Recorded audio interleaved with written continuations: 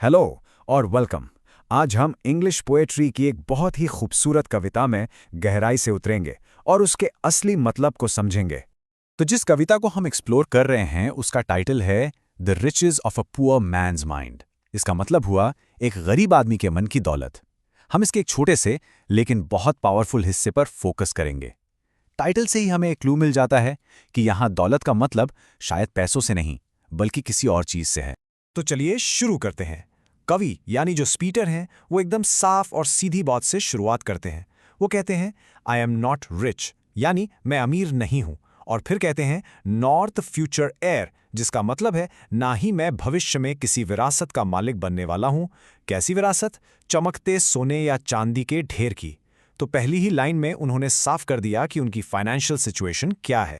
इस पहले हिस्से में कवि अपनी पहचान इस चीज से नहीं करा रहे कि उनके पास क्या है, बल्कि वो ये बताकर अपनी पहचान करा रहे हैं कि उनके पास क्या क्या नहीं है। यहां पर इस बात पर ध्यान दीजिए, स्पीकर ने दोनों चीजें क्लियर कर दी हैं।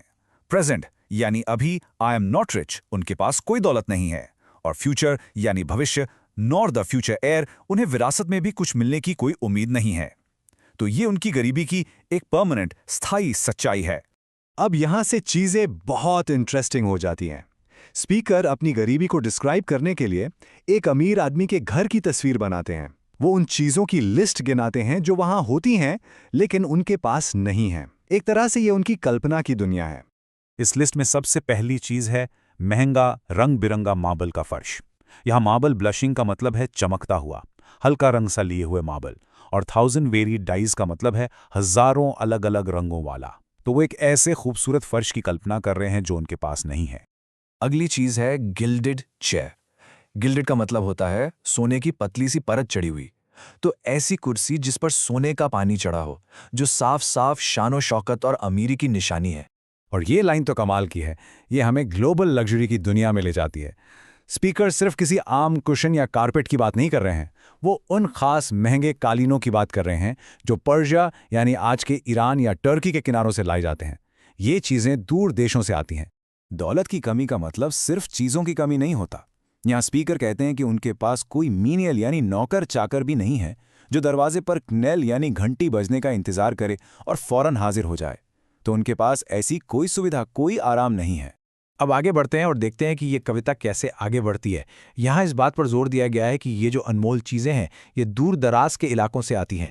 तो यहाँ मुख्य बात ये है कि ये सिर्फ महंगी चीज़ें नहीं हैं, ये रेयर आइटम्स हैं, दुर्लभ चीज़ें हैं जो रिमोटेस्ट रीजन्स यानी बहुत दूर के देशों से आती हैं।